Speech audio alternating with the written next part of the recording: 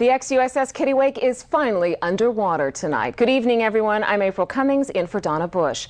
The former United States Navy submarine rescue ship is now an artificial reef sitting on the ocean floor 60 feet below the surface. Cayman 27's Kevin Morales watched the ship go down today and has the latest.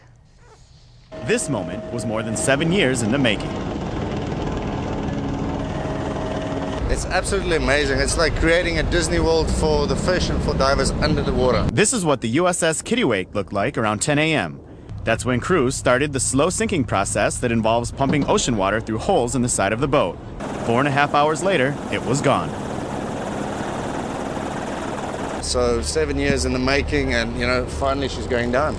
I must say, I was skeptical to see this happen, but it's here. There was some controversy surrounding the sinking, but it came much to the delight of divers, international media, and lookers-on that came by to see the historic event. There's been nothing like this since back in the days of them sinking the OV before I ever got here. And they say the sinking could be big business for the tourism industry in Cayman. It's going to be for all levels of divers, from open water to advanced to people that want to do wreck specialities, stuff like that. So even people that want to snorkel it can come down and just snorkel over the wreck. It's going to be shallow enough to cover everybody's needs. And I think it's absolutely amazing. I think it's going to be great for tourism in Caymans. To be honest with you, our reefs are struggling as the reefs are around the world. And if we do want to keep the tourism business, if we can't protect the reefs any better, which we're having trouble doing, we do need to have other exciting things for people to do. This is all that's left of where the Kittiwake used to be. It took 200,000 gallons of water to sink her just off the shores of West Bay, making her Cayman's newest diving attraction that will be open to divers starting on Friday. Reporting from West Bay, I'm Kevin Morales, Cayman 27. And be sure to stay tuned to 27 tonight at 6:30. Kevin Morales will be joining me live on set to talk more about the event, the experience today, and he's also going to explain a little more about the whole sinking process, so stay tuned for that. Now, our coverage of the Kittiwake also continued in the air today, as our crews were allowed to get video of the Kittiwake sinking from the sky, from the Cayman Islands helicopter. The Naval Submarine Rescue Vessel was in service from 1946 to 1994. Take a look at this thing going down. The Kittiwake was actually decommissioned on the 30th of September in 1994 and struck from the Naval Vessel Register on the same day. Her title was transferred in November 2008 for an undisclosed amount of money to the Cayman Islands government.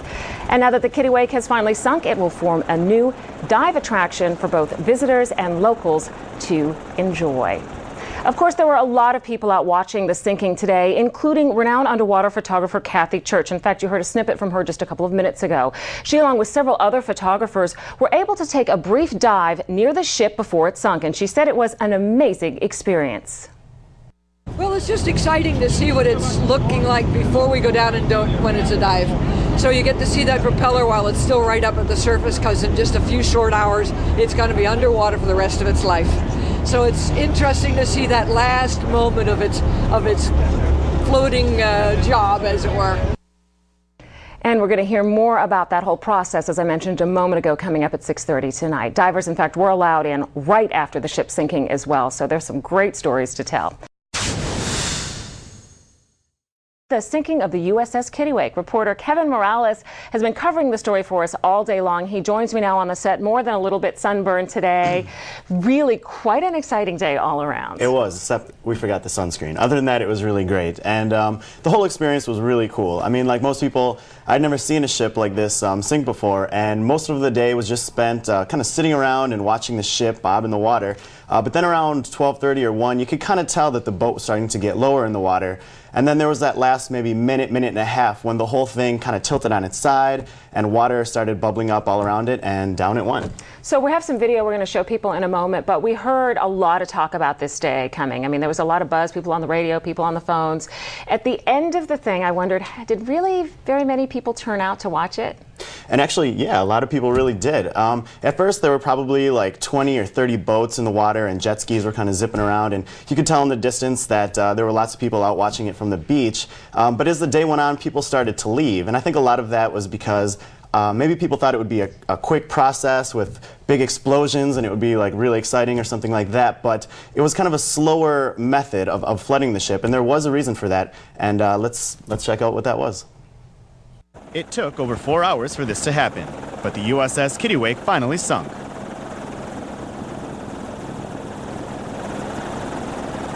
But how exactly did the boat go under? CETA member Stephen Broadbelt gives us a more detailed explanation of how it was sunk.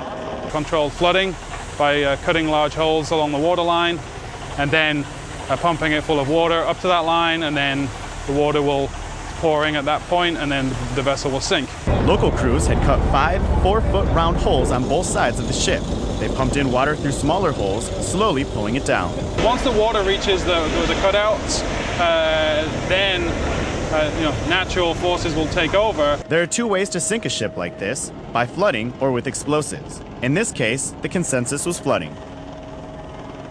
It's very important that we put the boat in the right place. We don't want it to land on the coral reef, and we need to be, there's a 100-foot buffer zone around the ship just for margin for error, so it doesn't land on the reef. So it's more controlled, and we believe more accurate, and to do it in this manner, and that is the recommendation from the contractor as well.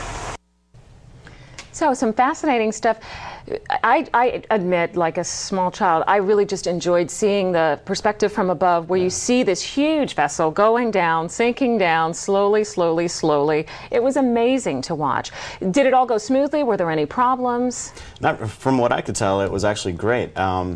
The day was beautiful, and like I said, lots of people were around enjoying everything. The only thing that happened that was sort of a hiccup was at one point they did let maybe 10 or so divers who were from different media outlets kind of go into the water and check out the ship from underneath before it had been sunk. And once they got out there, they thought they had about 10 minutes to kind of swim around and do the whole thing. But once they got out there, the contractors who were working on the ship said, no, this isn't going to work. Get out you guys of the have to way. get out of the water right now. So I'm sure it was a safety precaution, and so they only got in for about 5 minutes. Other than that, everything seemed to go as planned. And even initially when they were telling us, this could take 3 hours, it could take 6 hours, right. It was interesting. It did sort of, we waited, and then all of a sudden, boom, it was done. Yeah, it was like watching paint dry for most of the day. But honestly, it was so cool the last minute or so that it was all worth it. It was worth it. All right, Kevin Morales, thank you very much.